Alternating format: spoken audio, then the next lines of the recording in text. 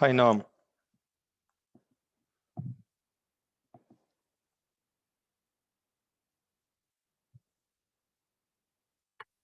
Hi, have you tried the bot I asked you to add? Not yet, but I have seen that it's working.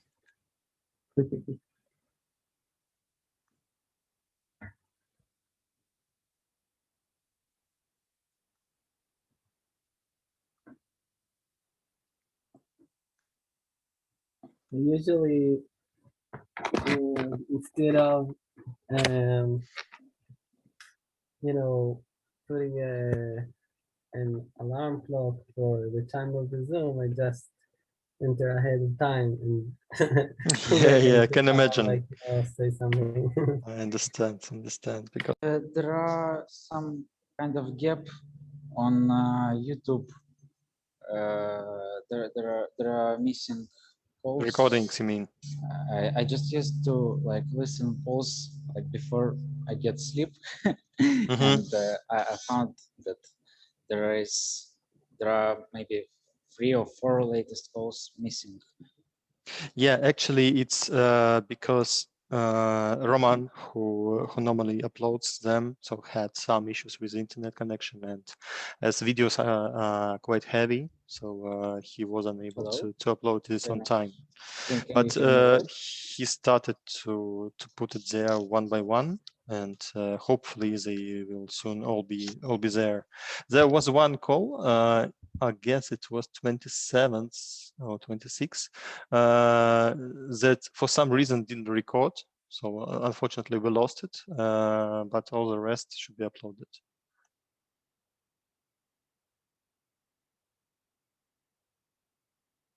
All right, let's start then. Actually, we have some people here already. All the rest who didn't come, it's their fault, absolutely, because they will miss an interesting discussion, I hope.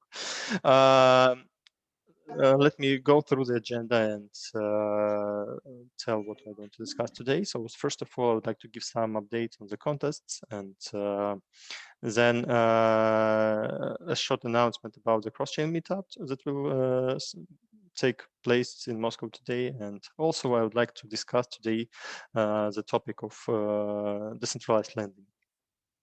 So starting from the contests, actually there is only 3 days left to vote for the PolkaDot bridge stage 3, and there are still too few votes, if nothing at all. So no votes at all. So that's really discourages me, and I hope that jurors will be able to finally put their votes on the submission. And I hope that they are taking their time just to better analyze the work. If not, next time I will announce the next jury contest, because we need some active members who are ready to dedicate their time to vote for the submissions, and they are not that many actually. And yeah, so we need to do something with the jurors activity. If you have some ideas about people who can join us and help us make jury more active and involved, so please do not hesitate to invite. And I think I will prepare the proposal for the next time. Next announcement is about the second DeFi Alliance meetup that is called the Cross-Chain Meetup. So we are going to host a very interesting discussion and presentations by PolkaDot, Solana, Cosmos, Waves, and Triton, of course. So, and we will have a panel discussion about the future of cross-chain interaction and some topics that will be arising and very soon, like, of course, Ethereum 2.0 again was postponed to 2023, but still one day it will come. And as most of these chains, they take the liquidity from Ethereum, from current inefficient Ethereum implementation, it one day may really affect them. And there will be also some other additional interesting questions that will be discussed on this panel. And we have good speakers today. Some of them will be offline, some of them will be online. So even if you are not in Moscow, so do not hesitate to hop on our online stream and take a look at what's going on. And if you are in Moscow, so there is absolutely no chance for you to miss this event. I think it will be very, very interesting. Yeah, so that's it for announcements. And when is it happening? It's happening today. It will start actually in 2.5 hours in Hype City near the Moscow city. So I can just 1 second. I will tag once again the event in our DeFi group. Yeah, I did this. So if you want to sign up or just take the link, it's clck.ru for online translation if you're not speaking Russian. So yeah, just hop on and listen because it's very interesting. So let's go to the interesting part of today's call. So unfortunately, I didn't manage to get some speakers for today's call, although I'm still trying to do so, and got some guys from both centralized and decentralized platforms for lending. Hopefully, maybe for the next call or the call after, so we will get some guests who will tell us more about the lending in the real world, the crypto lending. And actually, there are two absolutely different areas that we are going to discuss. So the first one is called collateralized lending. It's actually secured lending. In other words, that you use your own assets as a collateral to get some other crypto assets. That's pretty easy as it sounds. And another more complex and more interesting topic is the unsecured lending, which requires significantly bigger infrastructure, and it will come in the later stages, but we will touch this also as well. So I would like to start from just giving some insights on the market, so on active players and who are currently in this market. So I will start from centralized organizations, and we will come to the DeFi ones, of course, and we'll just explain a bit about how lending in DeFi world works. If you didn't dig into it, so I found a couple of good articles to tell about this. So first of all, starting from centralized lending, there are currently not that many big organizations, and one of the biggest and the oldest one is of course Nexo. So they are currently more like a bank already, and they even issue the credit cards and give some other products, but still they are centralized platform that require you to pass KYC and store your funds in the custody. So it's a custodial way. But Nexo actually played a very good role in the market and showed how it can be done differently from the traditional banking.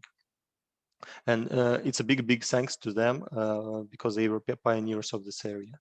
The next one to mention is a BlockFi that was hacked recently, and you may have seen some news about this. So the hackers stole some millions of dollars from the custody. Unfortunately, because BlockFi was one of the challengers for Nexo, and they were delivering very good and sophisticated products with a very good UI. I hope that they will recover and they will manage to overcome this crisis. The one also worth to mention is the Celsius network. They started actually the first the first Celsius model, I remember when I was talking to them a couple of years ago when they were just starting, they were already approaching the DeFi approach, so it's kind of decentralized lending or P2P lending actually. It was a bit different approach than was used by Nexo, where Nexo were positioning themselves like a central counterparty where you put your funds for deposit or take for credit. But now Celsius actually evolved into yet another centralized institution that you can use to borrow some funds. Of course, this could not last too long when the DeFi started to evolve and the DeFi notion actually started to show up in news headlines in 2019, and then we started to see the first purely decentralized protocols to appear. The first one to name is, of course, ETHLend, which is now famously known as Aave. So they actually created the first ecosystem of smart contracts, which was used to serve as a decentralized, collateralized borrowing and lending platform. They proposed the value in 3 areas. So first of all is, of course, it's a money market where the lending protocols, this lending protocol that allows the creation of decentralized money markets that anyone from the world can access with the crypto assets without KYC, without minimum deposits, without any country restriction. And anyone can earn interest on deposits that are done to the smart contracts.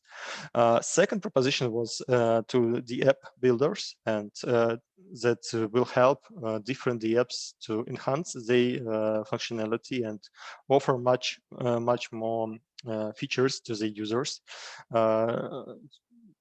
I can just name those like Argent, or like Not the Safe, or Instadapp. So they integrated Aave protocol with the smart contracts, and now users of these platforms also can enjoy some lend and borrow features.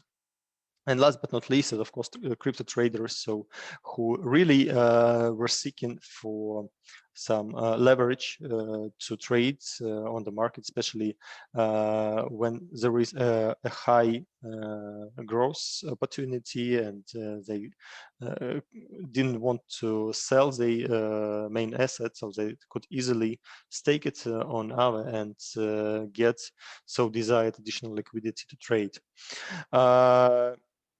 Yeah, actually, this was 3 key value propositions by Aave. And speaking of use cases, these were a bit bigger number of them. So first of all, users were seeing Aave like a savings account, which was allowing you actually not to make your funds work and get some interest on top of it. And users were depositing funds in the smart contracts, and the assets were available to borrowers. And Aave designed the smart contract in such a way that deposits are always greater than the total borrowed. So actually, there is almost, of course, there is always an opportunity, but in the real world, users will be able to withdraw their funds normally, except for the situation of bank run.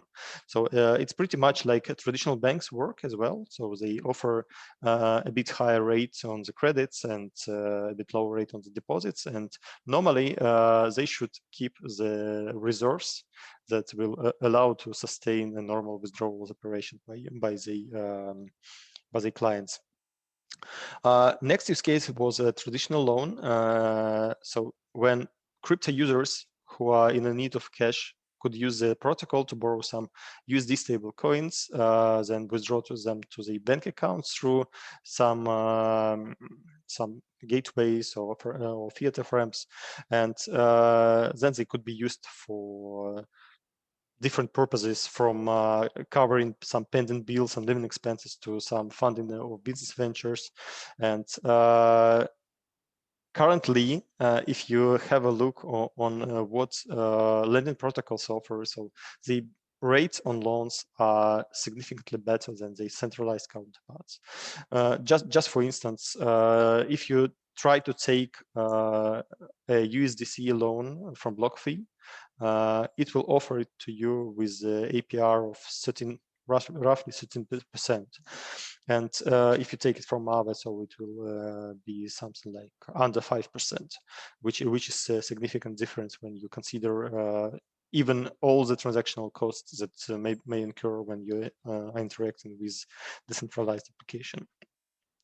Of course, there is a specific use case that is more suitable for Western countries, which is called tax advantages, when you need some liquidity and you don't have to sell actually your basic asset, because in case you sell it, you have to report to tax inspection on the income earned and pay some taxes. So in this case, when you just stake it and take some additional money as a loan, so you don't have to pay this tax.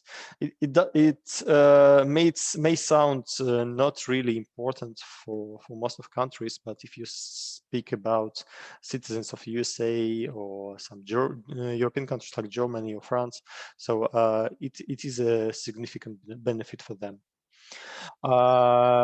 Flash loans, of course, this is a unique feature that was initially offered by Aave, that allowed smart contracts to borrow from the protocol without collateral. And the only requirement was that they should pay the loan back within the same transaction block. And thanks to the Ethereum design, which releases blocks, well,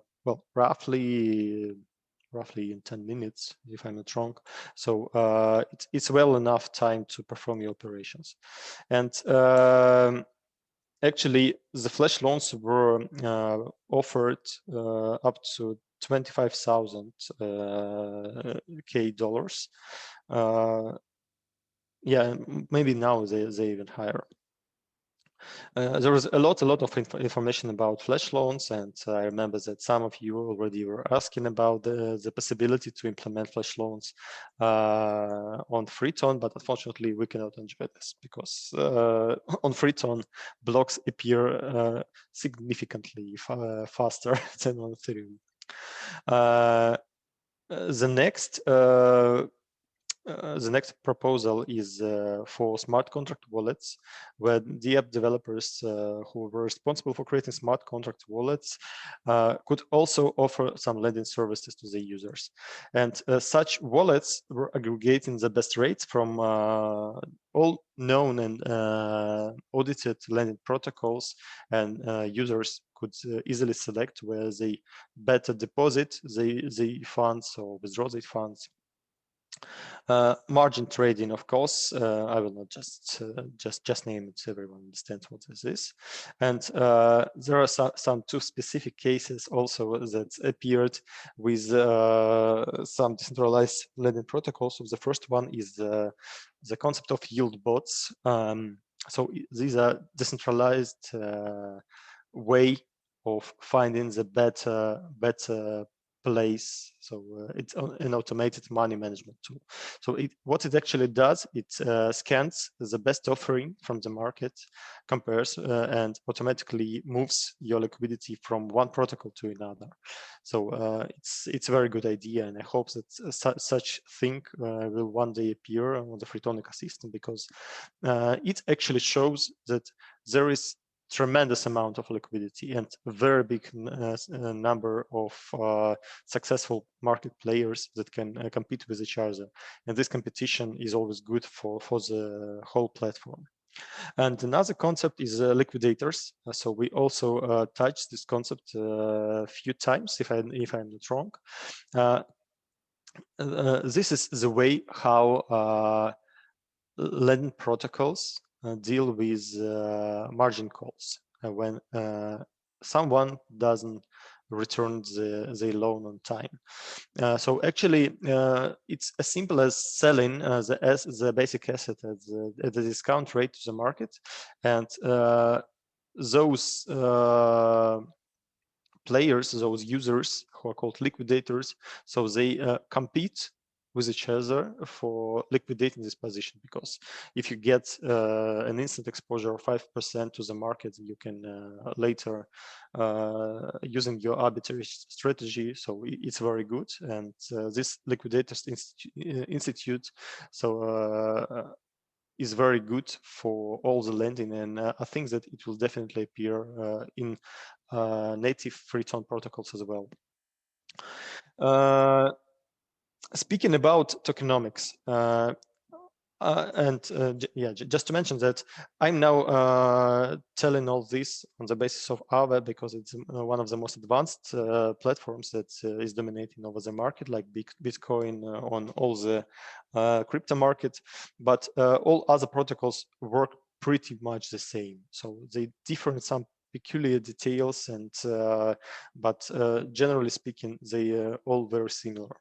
So about tokenomics, actually all our loans, they have some 0.01% of origination fee, and 80% of this fee is used to buy Aave governance tokens from the market to burn its supply and organically push the price of this governance token up, which is quite a smart way. And 20% of this origination fee goes to the referral program.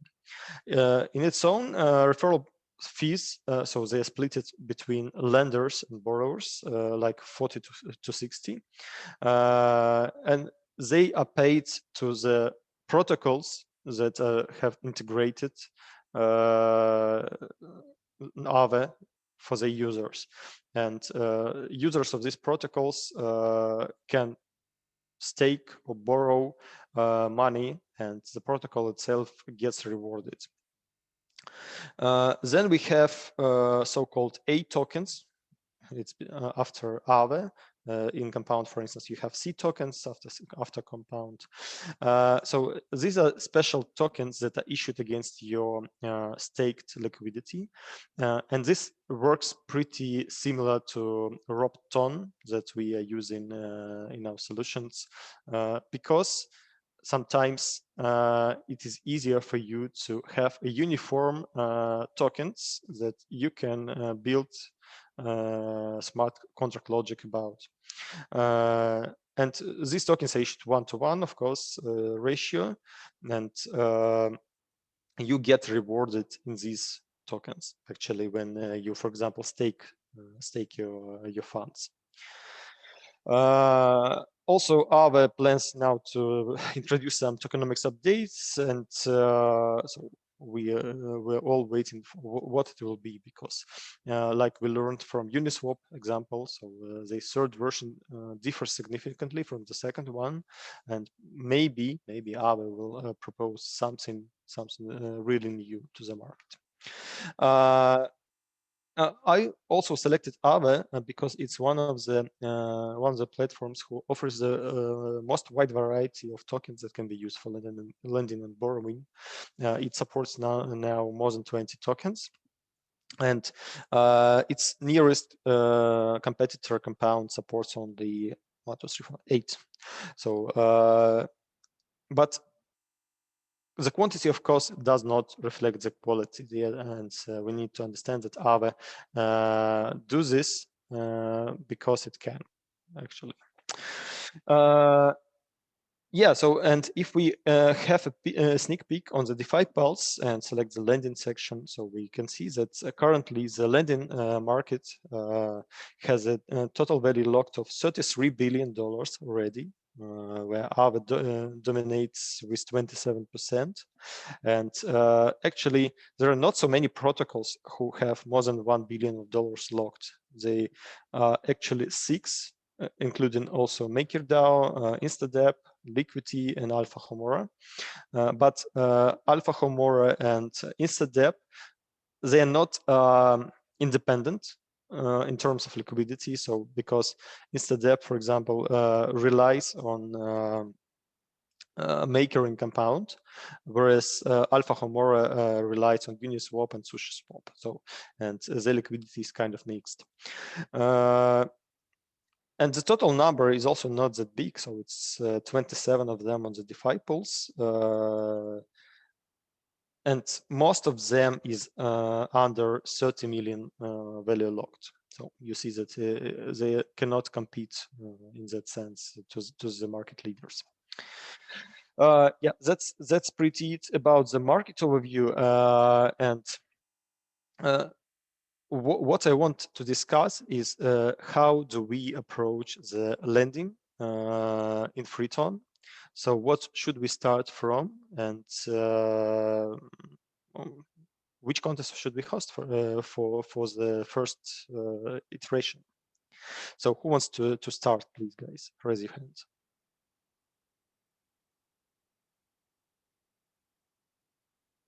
Nobody, really.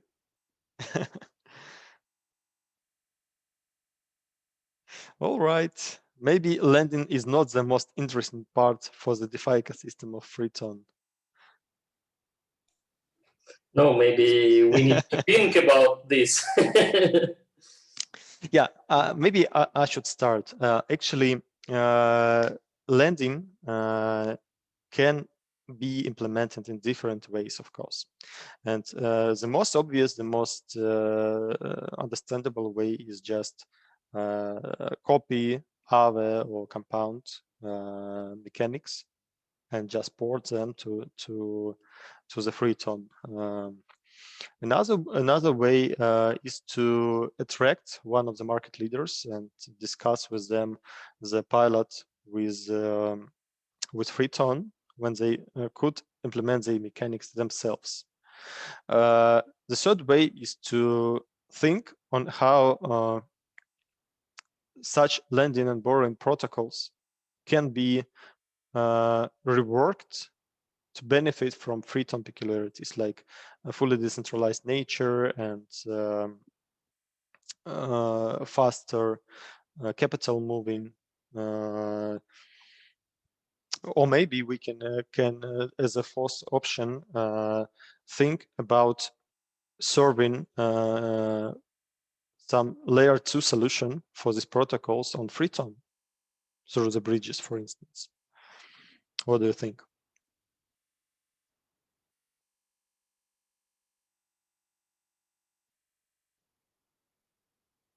Yes, Anzor, please. Yeah, I think that as soon as we get to the point where DeFi is more developed in the Freeton, as soon as we get to working dexes and well, working for some time bridges for some more time and attract some more liquidity, I think we can definitely start with option 1, because that's practically what is happening with some of the dexes now. With where we just take something that works really well already and just port it to Freeton and use all the good stuff that is in Freeton. But I think that maybe, yeah, just now I'm thinking that option 1 is actually a lot slower than the option 2. I think the second one you told about just agreeing with this, yes, networks on the partnership to support the solutions themselves. Yeah, I think the second option might be a lot faster, but well, it requires well, someone who negotiates that to sell Freeton as the good solution for lending. Yeah, so I won't really tell any new things now, because I didn't really have time to think a lot about that. But I think the second solution, the second option, is probably the one that can be started like right now. I mean, it doesn't require to develop anything. It just requires a good sort of like, well, it does require to think through the the good things that the potential partner would get from that, and how the Freetown ecosystem is about to benefit from that. Mm-hmm. But I think that's one of that's the option that can be chosen like today, tomorrow, or something like that. Yeah. Mm-hmm. Okay. Okay. Thank you, Anzor. Thanks. By the way, do you plan to support some margin instruments for your DEX? We have a lot of plans for future, but yeah, let's yeah, well, I think in due time we'll announce it, but Yeah, not ready to answer yet, really. okay, I got it. Yeah, but actually, it's an obvious idea that lays just on the ground, because if you, I was on the definition conference, definition hackathon conference a couple of days ago, and there was a very good report from Sergey Gursky from how this fund is called? I forgot. Sorry. Yeah, actually, what he told. Yeah, thank you.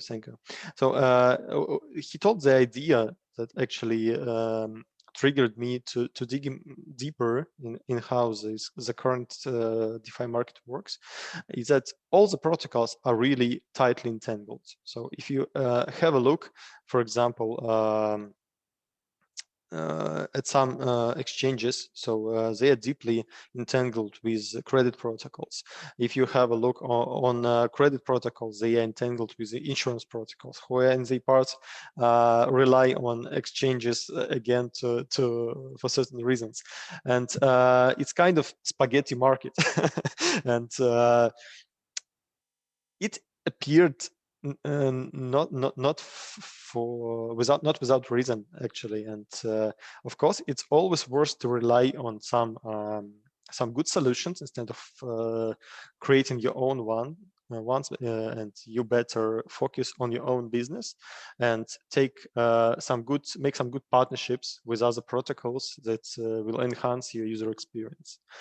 And I think that this question will sooner or later appear in Freetown ecosystem as well, because right now we see that we are kind of like wild west, when everyone is settling their own ecosystems, and we see which one will emerge faster and dominate the market. But later, the more products you have, the more difficult it is to maintain them. And one day you may decide that you want to focus. And this is the point where you will start looking for some partnership and existing solutions, and see who does better what, and start integrating with them. And thankfully, on blockchain, it's quite easier to do than in the real world with all this KYCs and all this stuff. Yeah, sure. About the margin trading, I think we probably what I'm thinking of now is sort of like a roadmap for DeFi that is more global, that like has all these milestones. Like, okay, in like 2 months we'll have a bridge and a few dexes, and like what else? NFT marketplace already, almost, I think. Yeah. Well, I Yeah. think there's definitely a few solutions out there.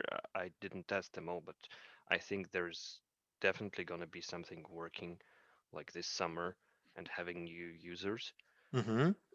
So like, mm, well, NFT is a different branch, but still it's very, it might be closely related to the DEXs and to, well, movement of liquidity. So yeah, back to the roadmap, I think maybe we should like have it in advance to sort of plan and see when those contests should be designed so that when those little bricks or parts are ready, we get right to that and start building new stuff and start advertising outside of the free tone, because again, I think that we would have like 2 or 3 times as many solutions and contestants for the contests, and more and better products if we made the world, if we told the world about how cool our contests are and how easy it is to get into them and to make some great products and to start stuff and to win prizes. So I'm not sure. Maybe there is such a roadmap. Maybe I'm Actually, I remember that we have only one roadmap that was initially created at the moment of setting the DeFi subgovernance. And I agree that maybe it is the right moment in time when we should update it, actually. And we could even run a small contest with some small prizes for those who could take the lead on that and create a well-done roadmap, taking into account current market trends and grounding why this or that movement should be done on this step on the next one. Yeah, why not? Yeah, I think if we make a contest, we should maybe think of some way to make it to make the product of that contest last, so that we don't have an outdated roadmap in a few months again. Yes. I mean, yes. like yes. to make it like maybe a vested reward that Mhm. is for stimulating. updating. Yeah. Yeah. So there's like, I don't know, a committee for that roadmap, or a few, or like a team that is responsible for updating it, and maybe with analytic subgovernance Mhm. or some other one to sort of analyze the current trends in some sophisticated fashion, so that Mhm. know for sure that this is the best that this is like the the this is like the best data that we can present to the Freeton community Yes. to Yes. sort of Agree. understand where we should move, and to understand where our products should be heading, and to sort of advise to the teams that are creating stuff in DeFi where to move next, Mhm. and to properly plan and sort of coordinate and partner in to make Freeton um, as attractive as possible for people who are looking to maybe move from Ethereum, or to Mhm. people who are looking for new DeFi ecosystems. Yeah, and Yeah, I agree. Maybe it should be divided into two parts. Actually, the first one is the analysis of the current DeFi trends and some rising trends, because what I learned from that conference, from definition, is that actually there are some protocols that did not release yet, actually, and they may have some interesting proposals for the market, and that are solving certain pains.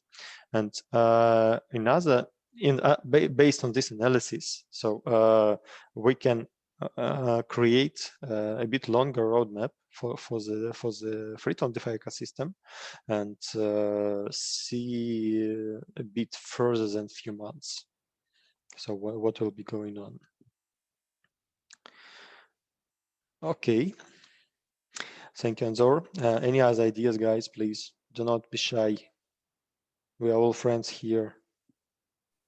Well, one question. What is the Yes, status for Oracle contest? Oracle contest is ongoing one. Just let me check. So when it's judging and implementation stage?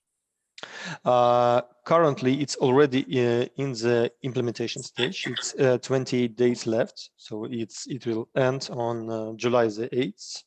And after that, I think it will be a couple of weeks for judging.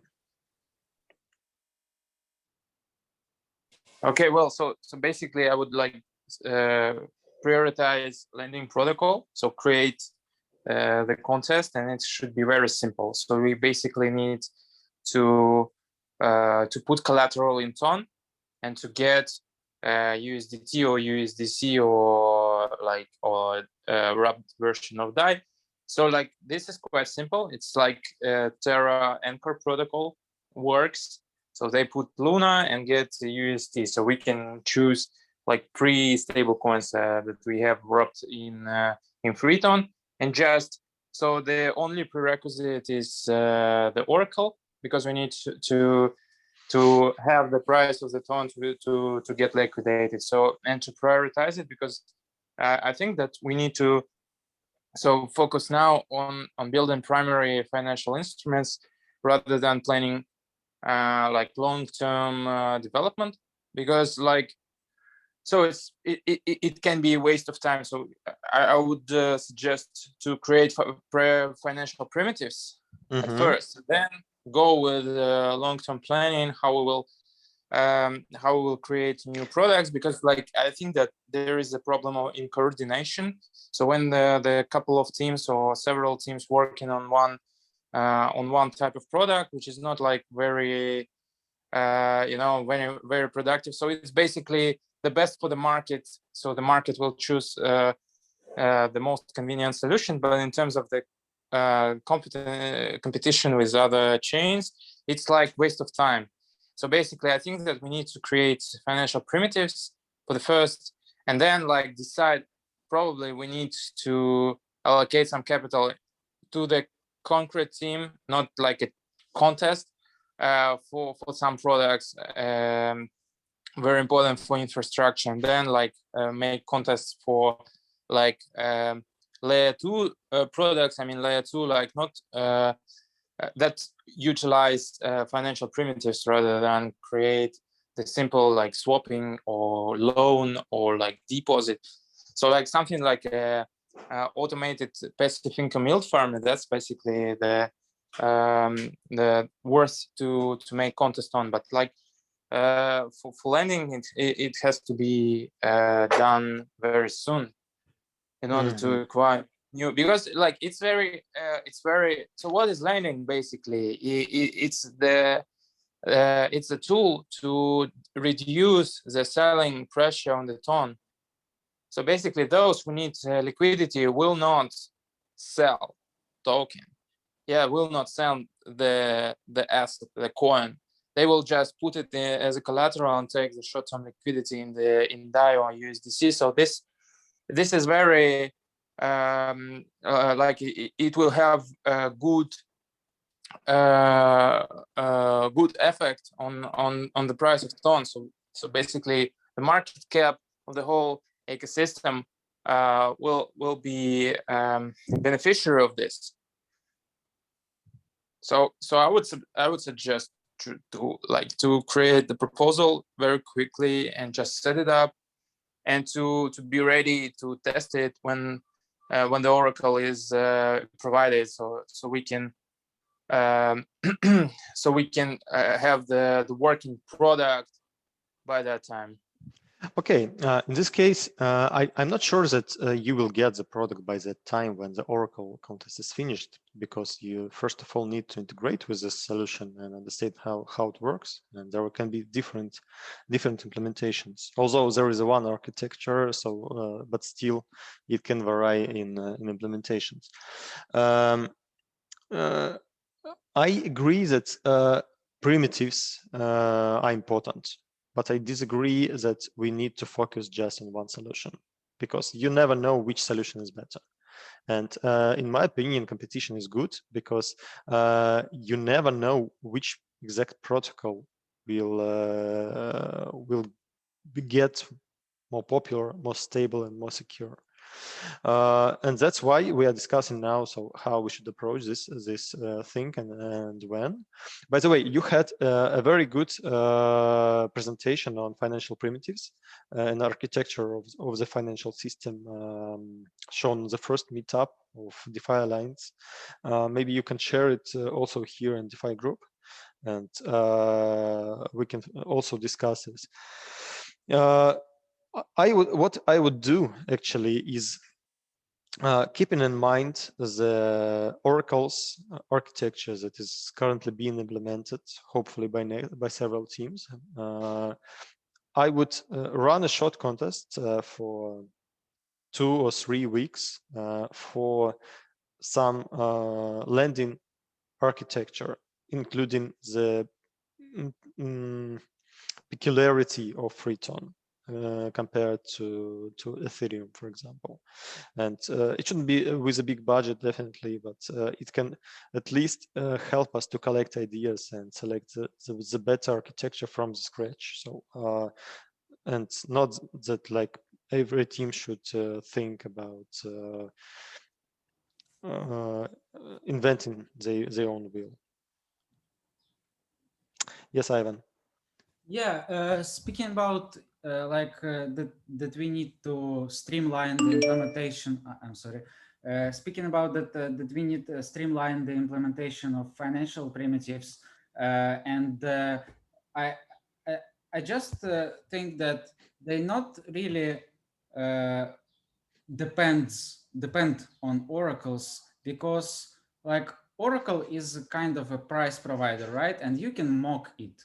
So we can kind of start developing these financial primitives, assuming that oracles are already here, and replace the real oracles with some interface. And as far as these oracles will be implemented, they will just like incorporate in the existing financial primitives implementation. And so we can parallelize this. Yeah, probably, yeah. So it will be just split in 2 phases. Like the first phase is the implementation of financial primitives, just a business logic of it, assuming some kind of a mock of Oracle. And the second stage is just integration with Oracle solutions, which will came up in the nearest time. It really, my question is Oracle obligatory for lending and borrowing protocol? Or there is an alternative without using the Oracle? Yeah, there is an alternative to put the risk of under-collateralized assets to borrowers, not to borrowers, to lenders. To lenders. Mm-hmm. Yeah, so but it's basically not it's not a good path to follow. Yeah, so I will agree with Ivan, because like, so Oracle is like a microservice for this product. So it's like a service. You can just mock it and create the whole logic, just put a constant price of Freeton as 1 or 2 or 5 as you like, and just create the whole logic. Mm-hmm. And then when the Oracle is ready, I think that the team that will done the best Oracle solution will be eager to like integrate the Oracle into your product. So there will be some like synergy between 2 teams that are working on 2 products. So basically, because this team that is creating the Oracle will be more likely interested in integrating and in spreading the usage and use cases of their own Oracle solution. So basically, I think that we need to start like soon to the solution. So the contest of lending is it's not very straightforward. Like it's very straightforward in business logic, but it is not straightforward in terms of the asynchronous nature of Freeton transactions. But like I think that in a month or in a month and a half, that the solution will be ready without Oracle price, and then we will work. So not we, like these 2 teams will work on like making the final product with Oracle. Thank you. So how would you see the next steps? So in the end, do we need the architecture contest? Because I remember and I agree with Mita that we should, because you never know, maybe there is some genius idea lying just nearby, you don't see it. And this way we let people to bring it to the surface, or we just start with a simple implementation immediately, and we'll see how teams has implemented this. Yeah, well, actually, I have a little input on that. Lending without without oracles is indeed possible, and it is not really so risky as you say. So you don't really need to put a risk on a loaner, but you also can like involve some third-party insurance provider, which will put some stake and earn rewards in some token. There is a project in ontology ecosystem. I'm not really remember it, called Wing. Next, yes, and there is also Nexus Mutual who does this. Yeah, well, yeah, I don't know who will really do it, but the idea is just here in the ecosystem. So, well, yeah, just a note. Okay. Okay, so I still I see here some questions, a big number of questions actually. So on how to do this. So what I would propose is still run short contest for not even as a well-detailed architecture, but maybe a cell-like thoughts on how the lending in Freeton could be. Yeah, informal specification, right? Informal specification, yeah. Just maybe to create a fruitful ground for ideas for implementation, and right after have provided to teams who would like to participate in the implementation contest, because in any case everyone will be implementing their own architecture, and so we learned this from our past contests. But if we can help them with giving them some information, some alternative views on this issue, it may result in better products. What do you think? Yeah, that's good. So we can like start with business logics, essay, or like specification, technical requirements, and then go into the implementation stage. In this case, I propose maybe I will draft this contest tomorrow, and let's just launch it from Monday and give I think 1 week will be enough for such an essay, and right after, so we'll follow the first stage of implementation of the lending protocol. By the way, what is the status for staked on version token contest? It's launched actually, and it will last for 2 months. So it's 53 days left. So it's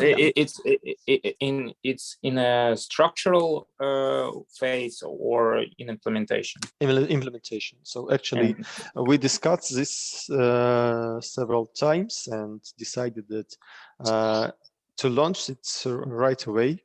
So we just detailed the specification with Pavel, and now it seems okay. And we will see the current what we will get from teams actually. Okay, great. All right, so we have 5 more minutes, guys.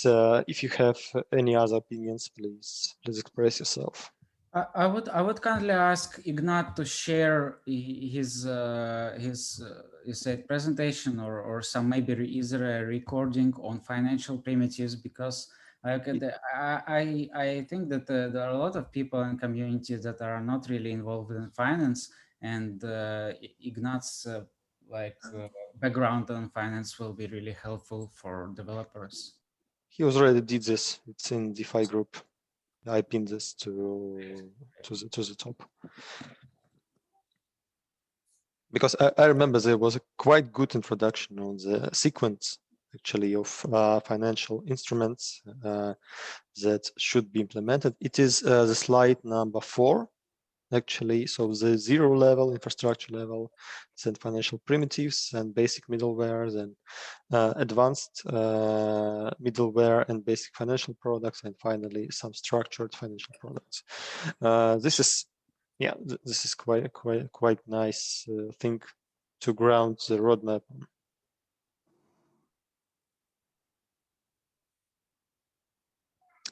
Okay. I think that we have no more time for discussions. So just a kind reminder to those who joined us later. So especially to jurors, we have 3 days to vote for the PolkaDot stage 3 submission. There is only one, so please take your time and put your score on it. In 8 days, we'll end the second stage of the Freeton DEX implementation. So if you are developing something, so you still have time to submit, and the voting will start in a bit more than a week. And also there are 12 days left for the self-sovereign identity framework implementation. So also, if it's the topic interesting for you, so please submit. And validator Oracle and Staton. So we already discussed this. So that's pretty it for today, and I really thank you everyone for attending, and I invite you to think more on the lending and what can be the lending protocol on Freeton, native to Freeton, and let's launch the essay contest on Monday to get some more ideas. So thank you everyone, and bye-bye, and see you in the meetup who is in Moscow.